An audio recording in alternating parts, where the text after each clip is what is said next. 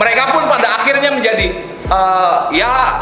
karena memang diternak, mereka adalah hewan-hewan ternak oligarki yang akan menyuarakan dukungan gitu ya terhadap eksistensi dan keberadaan kemapanan oligarki gitu. Ternyata celakanya ada sebagian kalangan dari eksponen 98 yang menjadi ternak oligarki. Kerasnya begitu, bahwa kemudian mereka menjadi subordinat, bahwa kemudian mereka menjadi penjaga dari kekuasaan yang juga melanggengkan praktek-praktek KKN ini.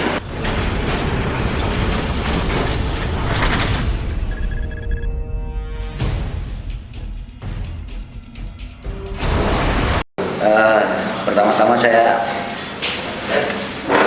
mau mengucapkan senang sekali bahwa ternyata kita masih bisa berkumpul.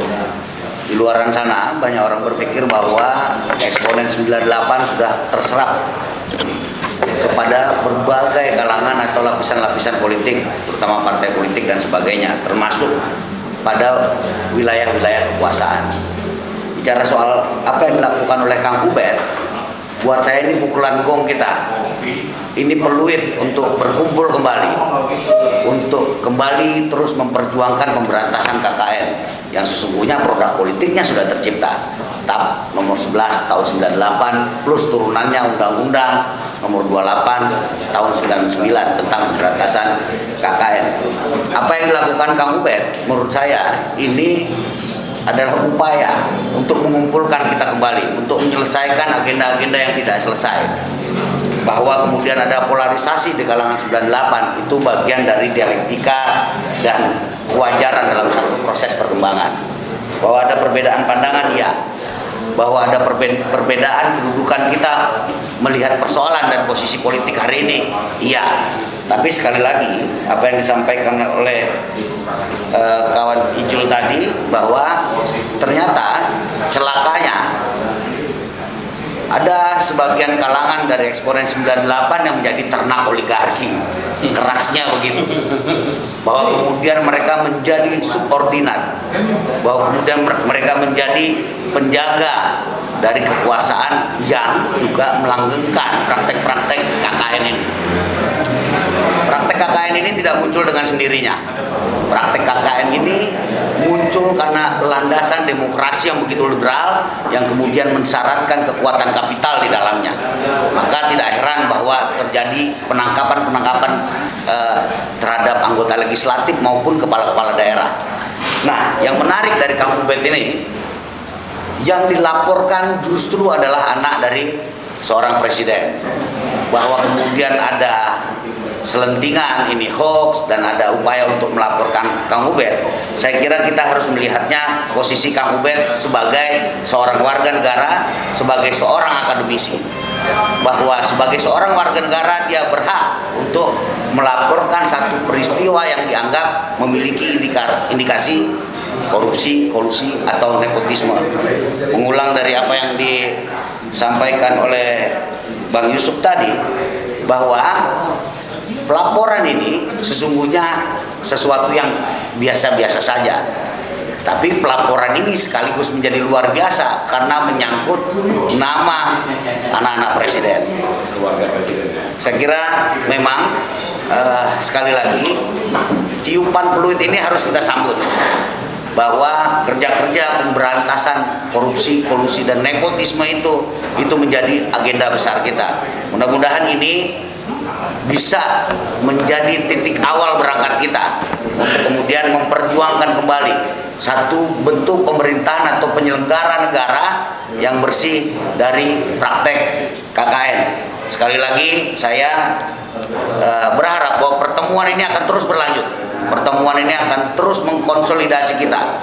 Pertemuan ini akan menjadi penanda kita pertama kali pasca 98 untuk berkumpul, untuk kembali menyuarakan anti atau pembasmian dari praktek kolusi, korupsi, dan nepotisme.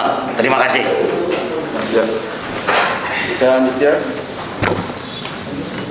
hari ini hal yang menarik dan sangat bagus.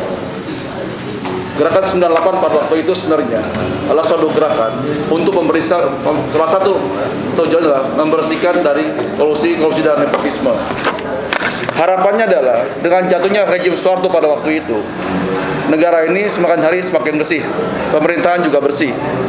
Ternyata dalam perkembangannya, berapa kali kita berganti presiden, semakin hari bukan semakin bersih, tapi semakin kotor pemerintahan pada hari ini.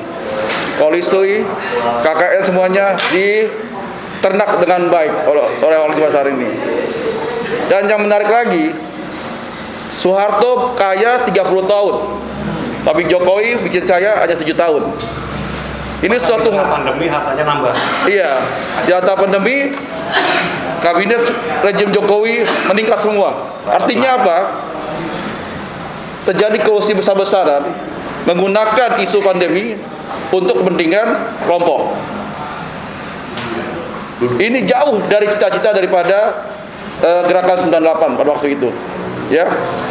Dan menarik lagi, seorang Ubedillah, seorang dosen bicara berdasarkan data. Tidak mungkin asal tidak pakai data. Saya kenal beliau sejauh dari dulu, sejak kami aktif di HMI, di mahasiswa. Beliau selalu bicara pakai data, tidak bicara berdasarkan omongan kata orang dan kata orang. Dan menariknya lagi, beliau menembus hal-hal yang tabu. Pada hari ini, tidak satu pun elemen pemerintahan atau hukum yang mampu untuk membuka KKN keluarga presiden. Ini suatu yang menarik dan harus kita kawal terus. Dari sini mungkin akan terbuka kunci kemana aja aliran dana mereka dapat dan kemana mereka buang hari ini. Jadi harapan saya, teman-teman yang masih pro akan perubahan, masih pro akan reformasi, masih lurus pada cita-cita 98, terus mengawal yang dilakukan oleh saudara Ubedillah. Dan harapan saya, media massa pun juga mengawal yang terjadi pada saat ini. Yakinlah, kalau KKN terus seperti ini, oligarki terus dipertahankan, bangsa ini bukan menjadi bangsa yang baik. Bangsa ini akan semakin terpojok, rakyat ini akan semakin miskin, rakyat ini akan semakin menderita, dan negara ini siap pecah menjadi negara kerajaan kembali, atau di bawah kekuasaan negara komunis bangsa lain. Kita adalah rakyat semuanya. Sekalian media massa juga rakyat, yang mengalami juga sehari-hari kehidupan yang semakin tidak terpojok. Untuk beli susu anak aja mereka susah sekarang. Untuk beli rokok aja kalau jadi lagi susah juga sekarang. Jauh. Beda jauh. Akhirnya orang membandingkan kondisinya lebih enak hidup di zaman Soeharto pada saat itu daripada zaman sekarang yang semakin sulit di mana-mana. Hari ini rakyat semua teriak, tapi hari ini pun rakyat nggak berani bergerak. Artinya apa? Hari ini semua menunggu bom waktu yang tiba-tiba meletus, yang kapan kita nggak tahu terjadi. Tapi saya selalu meyakini pada diri saya bahwa tinggal hitungan waktu, rakyat akan bergerak sendiri. Karena apa? Kalau sudah bicara ideologi perut, mereka nggak bisa untuk ditahan. Sekuat apapun rejim ini untuk menahan gerakan perubahan, nggak akan bisa. Percaya sama saya. Karena apa? Mereka semakin menderita, rejim semakin kaya, semakin rakus, semakin kolusi, tidak ada yang bisa menahan roda mereka. Maka saya bilang, saya insya Allah mendukung semua gerakan-gerakan untuk perubahan pada saat ini. Teman-teman di sini jangan kalah sama emak-emak yang terus bergerak untuk memprotes apa yang dilakukan rejim pada saat ini. Terima kasih. Oke, saya lanjut ya. Sebelumnya silakan cicipi dulu. Sambil. Jadi kawan-kawan media sekalian, saya pertama mau bercerita dulu tentang 98, karena mungkin ada sedikit rekam jejak sejarah yang sering orang lupa. 98 tuh cuman seperti cerita yang akhirnya banyak orang menjadi seperti dalam tanda petik itu kendaraan dia mempercantik diri lah. Saya nggak mau bilang soal kaya atau dapat jabatan. bahwa pada dasarnya esensi dari gerakan 98 itu buah proses yang panjang ketika Orde Baru berkuasa.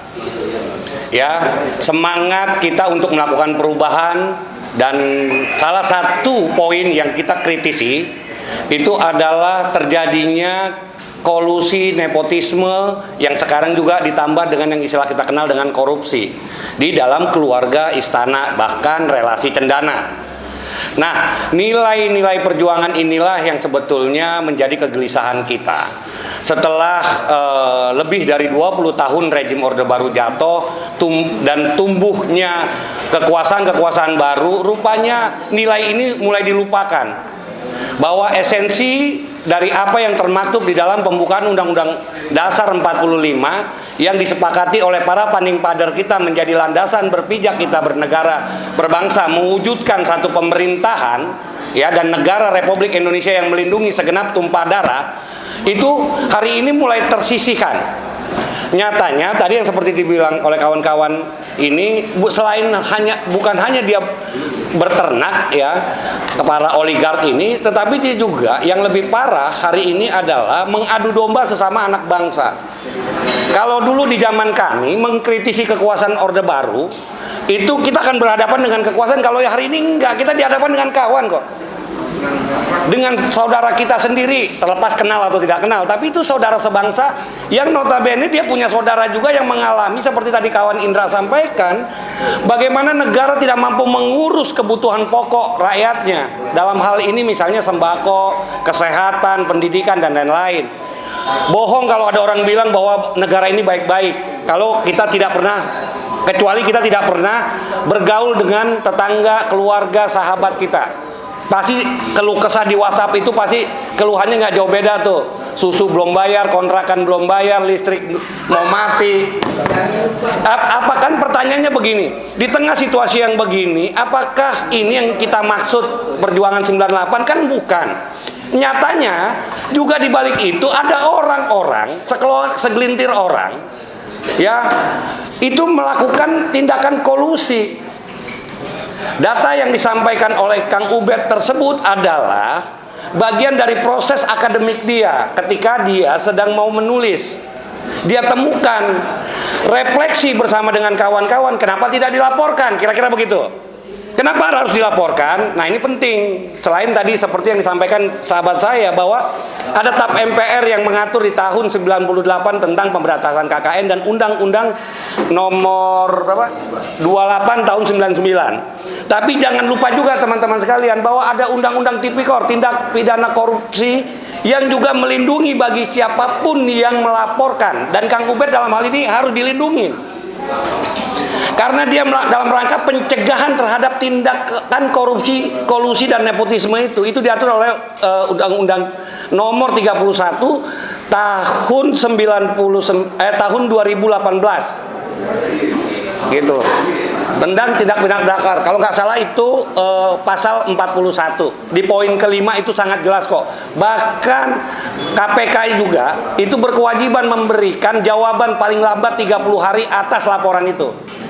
Jadi kalau hari ini ada teman-teman juga yang mengaku 98 melaporkan itu berarti dia sedang menghambat upaya besar seluruh komponen anak bangsa yang dipelopori oleh teman-teman 98 pada saat itu agar terciptanya satu pemerintahan yang adil, bersih terhadap kolusi, nepotisme dan korupsi itu sendiri. Bagi saya, kalaupun Kang Ubed dituduh sebagai bagian dari kaki tangan salah satu konglomerat atau tokoh-tokoh politik yang haus kekuasaan katanya, ya diuji dong. Kita punya lembaga hukum, jangan dipotong di tengah gitu loh. Kebiasaan di rejim Jokowi ini, saya terus terang aja ya, relawan Jokowi, saya ketua Badan Relawan Nusantara, tapi saya tobat lah. Dan sampai sekarang saya masih ketua BRN. Dapat hidayah. Ya hidayah saya roh rakyat itu sama roh-roh para panding pader mengingatkan.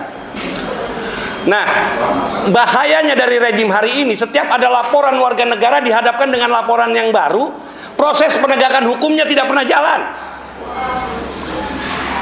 Ya dikit-dikit lapor kok dikit-dikit gitu loh.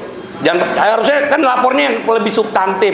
Maka saya lihat bahwa apa yang dilakukan oleh kawan-kawan yang kontra terhadap Kang Ubedillah itu adalah kawan-kawan yang sudah tidak punya nilai dan semangat perjuangan, bahkan penegakan kebaikan, kebersihan pemerintahan di Republik Indonesia ini. Maka dasar berpijaknya tadi saya katakan, hak warga negara Kang Ubed menjalankan haknya untuk melakukan pencegahan terhadap tindakan kolusi. Dan KKN ini adalah spirit perjuangan yang dulu diamanatkan para generasi, khususnya 98 itu yang kita tangkap ya, itu banyak sebetulnya, tapi poin yang paling penting itu adalah KKN. Maka pada saat itu kita juga membuat isu turunannya, namanya turunkan harga, berkelanjutan dengan namanya apa, turunkan harta dan keluarga gitu loh, turunkan harga itu. Ini kan banyak proses peristiwa, catatan sejarah yang orang lupakan. Nah, hari ini bukan tanpa satu kajian analisa Kang Ubed melaporkan itu. Bahkan di beberapa wawancara dia juga udah jelaskan kan sangat aneh gitu ya. Dalam suatu proses hukum dikatakan dia melakukan pelanggaran dan harus didenda hampir 8 triliun, 7,8 triliun ya. Faktanya tuntutannya turun jadi enggak 78 ya. 78 miliar atau 10%. Iya kan? Dan dalam kurun waktu yang panjang seperti yang disampaikan Kang Ubed juga, tiba-tiba dia melakukan penanaman modal lah. Kira-kira gitu. Itu yang tadi disampaikan oleh sahabat saya ya, Yusuf Blegur. Apakah salah proses ini yang kita lagi mau kejar. Kita berharap para penegak hukum, dalam hal ini KPK gitu ya, mau memproses ini sejujur-jujurnya, sebersih-bersihnya, walaupun kita ragu nih bahwa KPK akan berani. Tetapi sebagai anak bangsa, kita akan terus mengawal dan mengingatkan. Mungkin kita tidak akan berhenti di pertemuan atau jumpa pers kali ini. Ya, nah spirit yang disampaikan Kang Ubed itu mengingatkan. Saya berharap semua teman-teman, karena waktu itu juga bukan cuma saya dan berapa orang yang segelintir orang ada di sini, itu ada jutaan, bahkan puluhan juta seluruh Indonesia yang ingin terwujudnya satu pemerintahan yang clean, pemerintahan yang bersih, pemerintahan yang berkeadilan bagi rakyat dan bangsanya, bukan bagi kepentingan oligark atau pengusaha semata-mata atau kelompok politik atau anak cucunya saja. Karena kritik kita dulu kan begitu, dengan munculnya misalnya Humpus, apa tuh nama-nama perusahaan anak-anaknya Soeharto tuh. Itu kan kita kritik gitu loh. Salah dia berkuasa, jadi pengusaha boleh. Kalau bercandaan saya sama teman-teman, kan ada dua nih anaknya yang dituduhkan oleh Kang Ubed. Yang satu bilang, ya kan yang satu sudah jadi wali kota, Anda sudah jadi wali kota, wes sampean menengahi mas. Biar kalau mau berbisnis tinggal saya, karena saya kan bukan pejabat negara. Kan jadi nggak salah kan? Tapi yang jadi pertanyaan bukan soal boleh atau tidak bolehnya seorang anak presiden, tapi proses dia membangun usahanya itu. Jualan pisang untung 71 miliar. Ini kan orang bodoh pun bertanya, gimana caranya saya ini sejak mahasiswa, walaupun tidak kaya-kaya banget, saya pengusaha gitu loh, tapi mencari untung 71 miliar sampai sekarang belum pernah dapet tuh. Belum pernah dapat 7 miliarnya aja nggak dapat, apalagi 7,1-nya gitu kira-kira ya. Nah, wajar kalau hari ini publik rakyat bertanya, kok bisa? Ya bisa lah. Kalau saya jadi presiden apapun ya saya nggak bisa. Persoalannya punya moral nggak saya memperkaya anak saya dengan cara-cara seperti itu. Nah, ini indikasi inilah yang sedang dipertanyakan oleh sahabat saya, kawan saya. Kalau ada orang yang bilang Ubed bukan 98, saya pertaruhkan badan saya di depan orang itu. Atau siapapun yang menegasikan Kang Ubed bukan 98. Karena saya kenal Kang Ubed jauh sebelum peristiwa 98. Tepatnya itu antara tahun 94-95. Ketika menghadiri pertemuan Senat Mahasiswa seluruh Indonesia di Makassar. Dan saya sudah bergaul dengan dia sebelum berangkat ke Makassar. Jadi saya kenal baik dengan Kang Ubed. Jadi kalau ada yang bilang Kang Ubed bukan aktivis 98, mungkin bahkan dulu tidak dikenal. Nah, ini kawan-kawan FKM dia kenal nggak sebelum Soeharto jatuh? Pasti kenal lah. Karena dia adalah delegasi dari IKIP yang sekarang namanya jadi Universitas Negeri Jakarta. Dan hari ini Kang Ubed menjadi dosen salah satu di universitas tersebut. Dan hari ini juga Kang Ubed masih ASN. Bukan tenaga pengajar honorer, jangan salah. Apa yang dia mau cari oleh seorang akademisi, maka silakan teman-teman pelajari betul bagaimana karakter seorang akademisi yang baik dalam terminologi ilmu pengetahuan, bukan dalam terminologi politik ya. Makanya saya sampaikan kepada kawan-kawan dalam rapat-rapat persiapan acara ini, apa yang dilakukan oleh Kang Ubed itu semata-mata adalah ranah penegakan hukum yang harus kita kawal. Kalau Kang Ubed dinyatakan memang bersalah, hukum harus berjalan dengan baik. Apakah dia hoak misalnya tuduhan? Jangan dibilang hoak sebelum proses hukum itu jalan.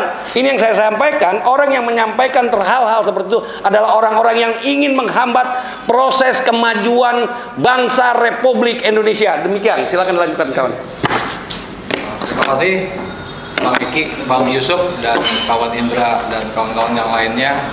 Saya ingin melanjutkan apa yang disampaikan oleh kawan-kawan lainnya terkait fenomena pelaporan Kang Ubed terhadap dua anak presiden yang menjadi menarik karena memang sebelumnya itu kan persoalan kekuasaan ini orang enggan untuk berbicara karena memang fenomena yang berlangsung gitu ya, tanpa kita sadari ketika isu KKN itu dimunculkan pra 98 dan pasca 98 gitu ya, kita berharap isu KKN ini benar-benar tuntas. Dengan kata lain, kita hidup dalam sebuah negara modern yang tanpa KKN gitu ya. Ternyata per hari ini tanpa disadari itu menyeruak ke banyak benak masyarakat, sehingga tanpa disadari juga pada akhirnya hal itu menjadi sebuah katakanlah sebuah anutan nilai gitu. Nah, Kang Ubed ingin mengingatkan itu, sesungguhnya yang saya baca dari Kang Ubed. Sesungguhnya problem apa yang tadi kawan-kawan sebutkan sebagai ternak oligarki itu sebenarnya sebuah fenomena yang muncul dalam ya sekitar boleh jadi beriringan dengan putusnya rantai kekuasaan Orde Baru dan berlanjut dengan kehadiran figur-figur politik nasional yang ternyata gitu ya tanpa kita sadari itu melanjutkan sebuah tradisi politik oligarki gitu loh. Ya dalam perspektif Weberiannya kan sebenarnya oligarki, tapi dalam perspektif yang lebih maksiat sesungguhnya dia adalah komite eksekutif borjuasi. Komite eksekutif borjuasi yang menternak gitu ya, menternak 9 bagian dari kan mereka komite eksekutif borjuasi ini gitu ya, di mana mereka terdiri dari para penguasa gitu ya dan pengusaha tentunya gitu ya, yang berkolaborasi tentunya juga dengan birokrasi gitu ya, itu mengambil pasar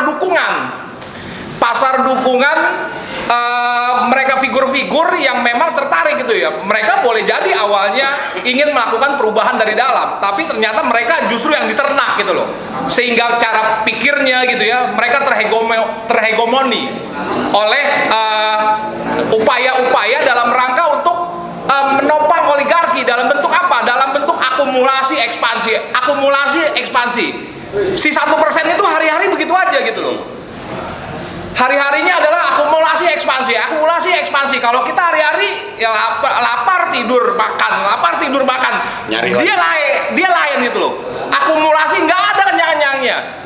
Sehingga apa yang disebut dengan keserakahan sesungguhnya mereka itu tidak ada keserakahan. Yang ada adalah bahwa memang naluri mereka seperti itu, tercipta seperti itu, sistem mereka seperti itu. Dan mereka mengambil pasar-pasar dari orang-orang yang boleh jadi sebelumnya radikal, yang sebelumnya kita anggap kritis, tapi masuk ke dalam kekuasaannya, tapi agenda-agenda oligarki yang harus diselamatkan. Sehingga tidak ampun, mereka pun pada akhirnya menjadi karena memang diternak, mereka adalah hewan-hewan ternak oligarki yang akan menyuarakan dukungan gitu ya terhadap eksistensi dan keberadaan kemapanan oligarki gitu. Nah, itu yang menjadi fenomena dari counter attack yang dihadapi oleh kawan Ubed satu ini. Yang lain lagi yang saya ingin juga tegaskan di sini adalah bahwasanya fenomena anak presiden yang pada akhirnya digugat oleh Kang Ubed, dan kita yang hadir di sini sesungguhnya melakukan dukungan etik dan moral terhadap apa yang sampaikan Kang Ubed, ini adalah sebuah fenomena rekrutmen para borjuasi junior, para oligark junior ini dilakukan proses rekrutmennya dengan cara-cara sebagaimana yang menjadi laporan Kang Ubed gitu loh. Ya. Mereka akan menjadi oligarki baru gitu loh. Anak-anak kalian, anak-anak para jurnalis, anak-anak aktivis yang di depan ini udah kalah ribuan langkah untuk melakukan sebuah akumulasi yang memang pada akhirnya menyetarakan kita semua gitu ya, sebagai warga negara yang memang punya hak juga untuk memperoleh sebuah kue pembangunan yang diperoleh. Kalah langkah Anda dengan anak yang baru beberapa tahun yang lalu lulus sekolah gitu ya, kemudian mendapatkan posisi strategis di jabatan publik sekaligus dia pengusaha, kalah langkah. Kita tidak dalam posisi yang setara.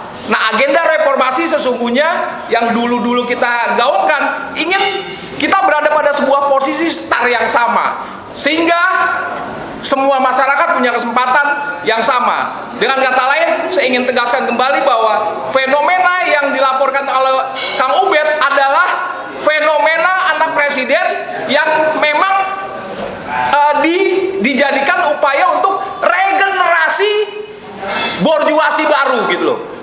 Regenerasi borjuasi junior atau regenerasi oligarki senior junior gitu loh, yang nantinya tentunya mereka akan tumbuh terus, yang tetap menguasai 1%, sementara sebagian besar dari 99% lainnya yaitu akan tetap dalam kerangka objek untuk terus dieksploitasi, dan tidak akan pernah ada sebuah keseimbangan sosial gitu ya, keseimbangan struktur masyarakat kalau memang kita tidak melakukan sebuah perluasan penyadaran terhadap masyarakat bahwasanya indikasi yang disampaikan oleh Kang Ubed sangat berbahaya bagi upaya pembangunan bangsa Indonesia ke depan yang memang ingin masyarakatnya sejahtera, adil, makmur sebagaimana dicita-citakan oleh para bapak pendiri bangsa. Jadi 1% itu memperkaya diri membunuh 99%. Benar sekali Bung Eki, membunuh 99% tanpa kita sadari. Bahkan boleh jadi kita juga merasa bahwa ini adalah takdir dari Tuhan, padahal ini adalah diciptakan oleh segelintir orang yang karena memang dia diciptakan, dia bisa dirubah dengan sebuah perluasan kesadaran seluas-luasnya dan dengan bersenjatakan revolusi sosial tentunya gitu. Ya mungkin itu aja yang bisa saya sampaikan. Oh iya, satu lagi yang ingin saya sampaikan juga, bahwa sebagaimana tadi Bung Eki juga sampaikan terkait dengan pesimisme gitu loh, tentang pelaporan ini akan ditindaklanjuti dengan sebaik-baiknya gitu ya. Ya kan sebenarnya ini persoalan bukan lagi masuk pada wilayah politik hukum, karena politik hukum sebagaimana kita ketahui bersama, KPK yang sekarang adalah sebuah produk dari politik hukum yang memang pada akhirnya juga dalam rangka untuk memastikan proses akumulasi dan ekspansi kapital si 1% oligarki ini gitu, atau komite borjuasi ini gitu ya, komite kutip borjuasi ini tetap terjaga. Bukan hanya itu gitu, kita semua tahu bahwa undang-undang ini berpihak pada penguasa, tapi ini adalah terkait dengan politik penegakan hukum. Ya memang indikasi awal ketika Kang Ubed melapor, langsung Gupron menyatakan bahwa kita akan memeriksa siapapun juga. Ini harus dibuktikan gitu loh. Politik hukumnya seperti apa ketika desain dari politik penegak hukumnya akan berjalan seperti apa ketika kita mengetahui bahwa politik pembentukan hukumnya sudah berpihak pada penguasa gitu.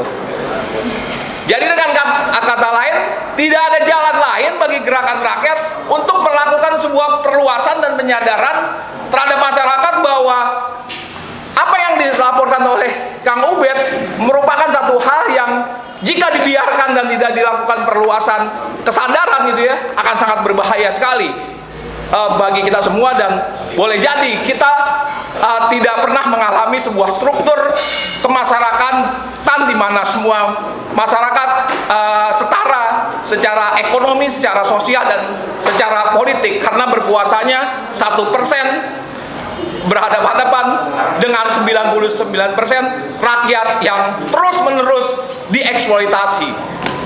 Itu aja. Dan saya ingin menegaskan tadi itu, bahwasanya apa yang dilakukan oleh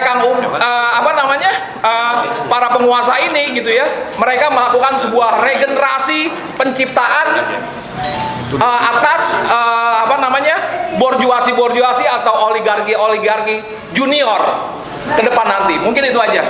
Oh ya. Assalamualaikum warahmatullahi wabarakatuh. Saya tambahin satu poin saja.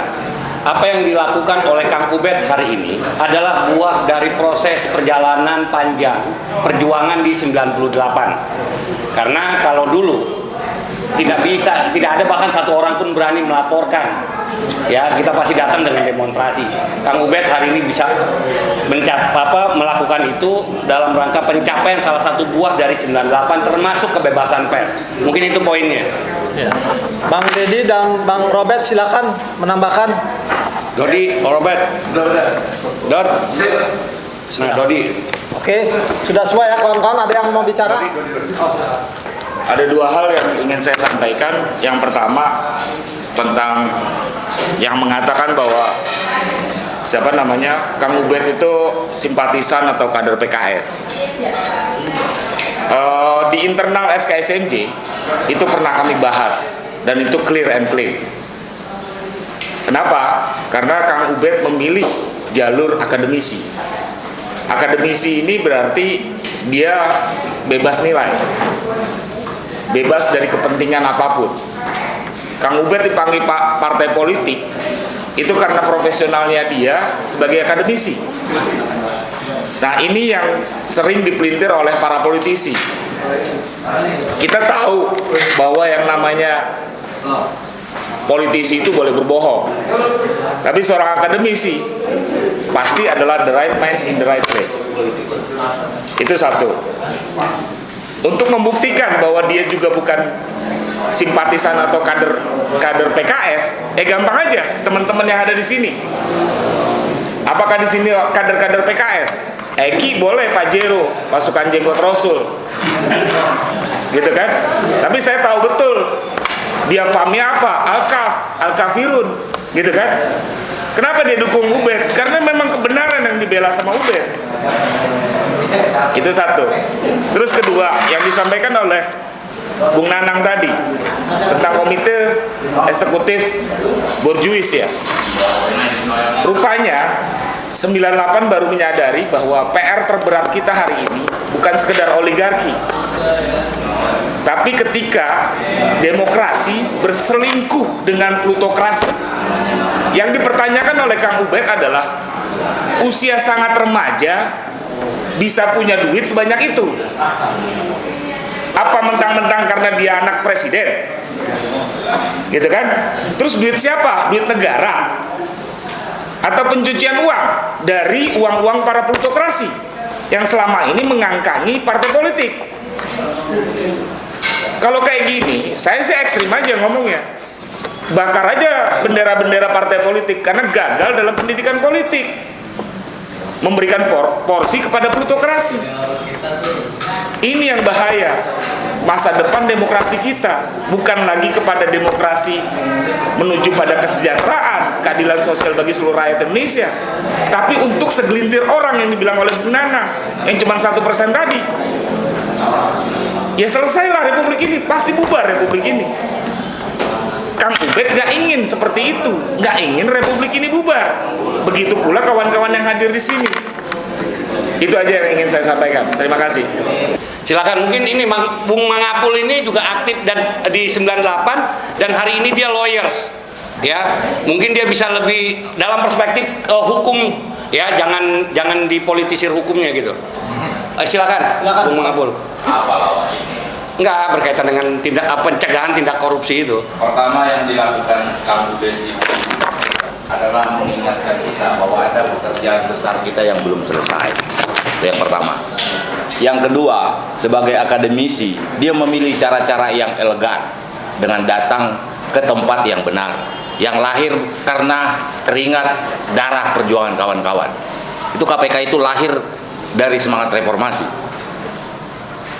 Terus yang ketiga, sebagai kawan dua-duanya ini mengingatkan kawan yang akan merencanakan, melaporkan. Dan kebetulan kawan yang melaporkan didampingin oleh kawan yang berprofesi lawyer juga. Lawyer yang baik itu memberikan advice hukum kepada kliennya. Ini proses masih meminta KPK untuk mengklarifikasi. Itu yang dilakukan oleh saudara Ubed. Bagaimana mungkin mau dilaporkan dengan 263 pemalsuan? Itu akte yang keluarkan AHU. Proses penerbitan akte itu berjenjang. Itu 263. 266 menempatkan keterangan palsu dalam akta otentik. Jadi misalnya aku ngaku sebagai pemilik sebuah PT di depan hadapan notaris. Gitu loh. Yang aku mau bilang adalah udahlah saudara Immanuel, Noel, dan saudara Pujo, kawan-kawan kita juga. Apa yang dilakukan kawan Ubed ini itu sudah benar. Dan ini cita-cita kita. Kalau kau laporkan, kami juga sudah laporkan. Aku juga pribadi juga aku laporkan dia nanti. Gitu loh. Membuat laporan palsu kau. Karena ini belum disidik, belum ada, belum klarifikasi. Sama seperti yang kami lakukan. Saya kebetulan di Prima sekarang meminta KPK agar mengklarifikasi. Karena ini menjadi persoalan publik kan. Biar clear gitu loh. Soal PCR. Gitu loh. Ya kita ke Polda aja nanya, benar gak laporannya nggak ada? Atau cuma ngeblaf aja untuk cari muka atau segala macam. Udahlah, main-main kayak gitu udah tua kita. Udah tua gitu loh, saling mengingatkan. Sekarang ini karena apa? Menjelang 2024 akan terjadi all 98 final. Terima kasih.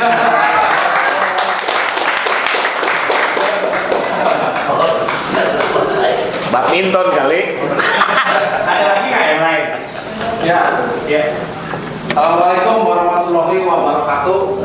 Saya di sini kapasitas di samping sebagai kawannya Kang Ubed juga sebagai ya kawan-kawan juga lah, kawan-kawan. Jadi saya hanya ingin menjalankan fungsi saya seperti yang dikatakan oleh kawan saya dulu, bahwa dalam sistem politik Indonesia wartawan itu adalah fungsi kontrol, sosial kontrol. Jadi ya kita sesama rekan di media coba kita menempatkan diri untuk masa depan bangsa ini yang lebih baik. Karena apabila kita sudah tua nanti, sekarang kita masih bisa bergerak. Tapi ketika kita tidak bisa bergerak atau udah letoy, melihat anak keturunan kita susah, ya ada kita stroke. Ngeri. Itu sudah banyak yang saya lihat, hampir di setiap persimpangan lampu merah banyak anak usia sekolah yang seharusnya menikmati usia sekolah di sekolahan, mereka lebih banyak menikmati usia sekolah di jalanan. Karena tidak sekolah, akhirnya hanya mengandalkan otot. Karena hanya otot yang punya, akhirnya tidak menutup kemungkinan jadi kuli. Karena jumlahnya banyak, tidak menutup kemungkinan lagi bangsa ini akan menjadi bangsa kuli. Nah, melihat kejadian yang dilakukan oleh keturunan para pejabat sekarang ini, saya ya walaupun udah umur 50-an ya, gregetan juga. Makanya saya hadir pada siang hari ini untuk mendukung perjuangan kawan-kawan kami di sini dan sekalian mengingatkan kawan-kawan sejawat, rekan-rekan kami bahwa masa depan bangsa ini bukan terletak pada pemimpin sekarang, tapi kepada fungsi kontrol kita bagaimana mereka menyejahterakan rakyat bangsa Indonesia di masa yang akan datang. Terima kasih. Wassalamualaikum warahmatullahi wabarakatuh.